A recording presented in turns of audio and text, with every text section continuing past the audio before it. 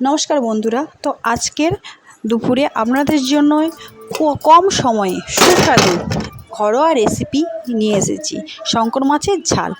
তো আমি কি উপকরণ দিয়ে মাছটা রান্না করেছি তো আপনাদের সামনে তুলে ধরেছি। আপনারা দেখতে থাকুন, মুখেও বলে দেব, আপনারা দেখতে থাকুন।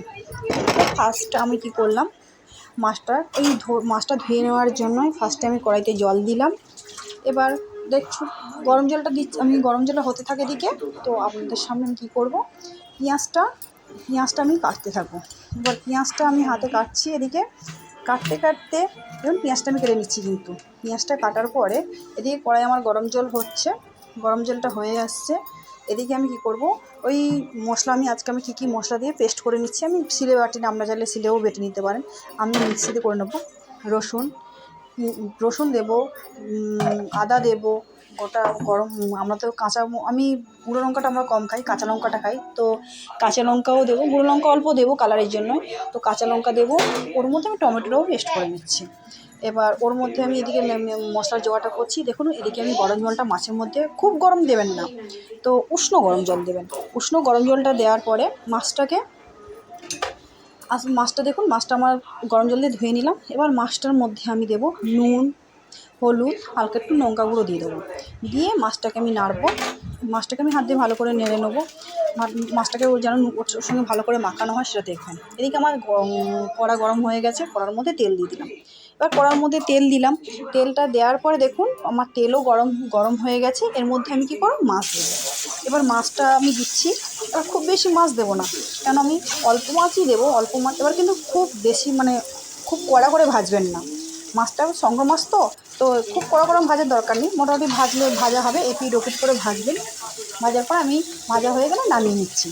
দেখুন মাছটা হয়ে গেলে, তো দেখুন আমি নামিয়ে নিচ্ছি। নামানোর পরে আর মাছটা দেখুন আমি নামাচ্ছি, খুব বেশি করে ভাজিনি, দেখে নিন একটু।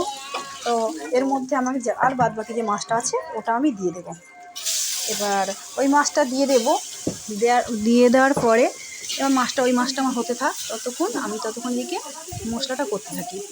এবার মাছ ভাজা হয়ে গেছে। মাছ ভাজা হয়ে গেলে আমি ওই তেলতে একটু আলু দিয়ে দেবো। এবার দেখুন আলুর মধ্যে টিপসগুলো একটু দেখলে ভালো হয়। তো ওই আলুর মধ্যে আমি কী করবো, একটু হালকা হলুদ দিয়ে দেবো, একটু নুন দিয়ে দেবো, কেন হলুদটা দিলে দেখুন আলুতে কালারটা ভাজার সময় কালারটা ভালো আসে। তো আমি একটু হলুদ আর একটু নুন দিয়ে দিচ্ছি। দেওয়ার পর ওটা আমি ভাজছি। এবার আলুটা আমি ভাজতে ভাজতে আমার আলু ভাজাটা হয়ে গেছে। হয়ে গেলে আমি আলুটা তুলে নিচ্ছি। দেখুন আলুটাও তুলে নিলাম। তুলে নেওয়ার পরে এবার কি করব, ওই কড়াইতে আর একটু তেল দিয়ে দেবো। খুব বেশি তেল যে লাগে তা না, মোটামুটি তো শঙ্কর মাছে একটু তেল লাগে। তো দেওয়ার পর দেখুন আমি গোটা জিরে দিচ্ছি। গোটা জিরেটা দিয়ে দেবো তেলের মধ্যে। তেল আমার গরম হয়ে গেছে, গোটা জিরে দিলাম, অল্প একটু জিরে দিলাম। তারপর আমার জিরেটা কালার আসবে, কালার আস্তে আস্তে এবার কী করে আমি শুকনো লঙ্কা একটা কেটে দেবো। কেন অল্প মাছ, আপনারা বেশি মাছ হলে তখন মশলা একটু বেশি দেবেন, কিন্তু অল্প মাছের জন্য আমি দিলাম। দেখুন আমার লঙ্কার কালার চলে এসেছে, জিরেরও কালার চলে এসেছে। আমি পেঁয়াজ দিয়ে দেবো, পেঁয়াজটা দিয়ে দিচ্ছি।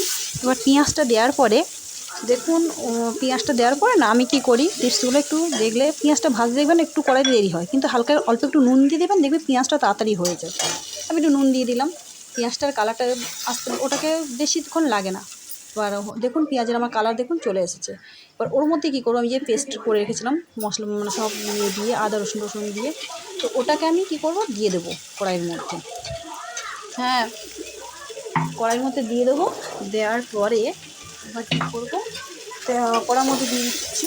দেওয়ার পরে তো কড়াইয়ের মধ্যে দেওয়ার পরে এবার যা মশলা ছিল আমার, হলুদ গুঁড়ো, লঙ্কা গুঁড়ো, এবার আমি ওর মধ্যেই দিয়ে দেবো। দেওয়ার পরে দেখুন এদিকে দিচ্ছি। দেওয়ার পরে মশলাটা একটু করার জন্য আমি ওর মধ্যে, এখানে পেঁয়াজ ভাজার সময় নুন দিয়েছিলাম, তাই আপনারা সেটা দেখে দেবেন। আমি আবার একটু নুন দিয়ে দিলাম। নুন দেওয়ার পরে আমি কী করবো, মশলাটা আমার কালার চলে এসছে। এবার দেখুন ধনেপাতা আপনারা হয়ে গেলে যেতে পারেন। এবার আপনাদের দাদাভাই খায় না বলে আমি কী করলাম, আমি কষার সময় ধনেপাতাটা দিলাম। দেখুন ওটা আমি কষলাম। এবার কষতে কষতে দেখুন আমার কষা কিন্তু আমার ধনেপাতা দিয়ে আমার কষা হয়ে গেছে। আমি ওর কষার মধ্যে যে আলু ভাজা ছিল ওটাকে আমি আবার দিয়ে দিলাম।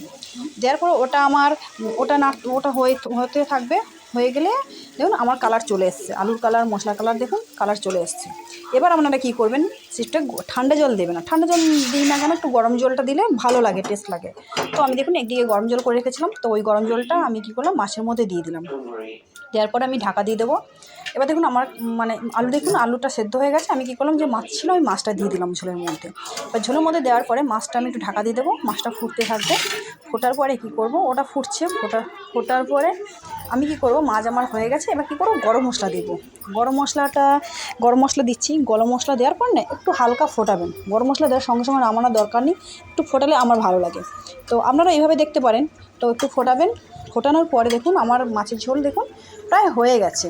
এবার কী করব, আমি মাছের ঝোল পুরো কালারও চলে এসেছে, সব কিছু চলে এসেছে। আমি কী করব, মাছের ঝোলটা এবার অফ করে দেবো। এবার অফ করে দিলাম।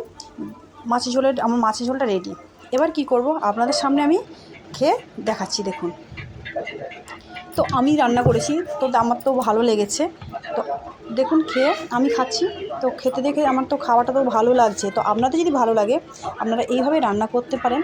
তো ভালো লাগলে লাইক, কমেন্ট, শেয়ার করতে ভুলবেন না। যদি ভালো লাগে আপনারা এইভাবে বলতে পারেন। আর যদি কোনো ছোটোখাটো ঘরোয়া রান্না আপনাদের প্রয়োজন হয় তো আপনারা বলতে পারেন, আমি সেইভাবে দেখাতে পারি আপনাদেরকে। তো টাটা বন্ধুরা, কেমন হয়েছে আপনারাও একদিন বাড়িতে বানাবেন, তো জানাবেন কেমন হয়েছে।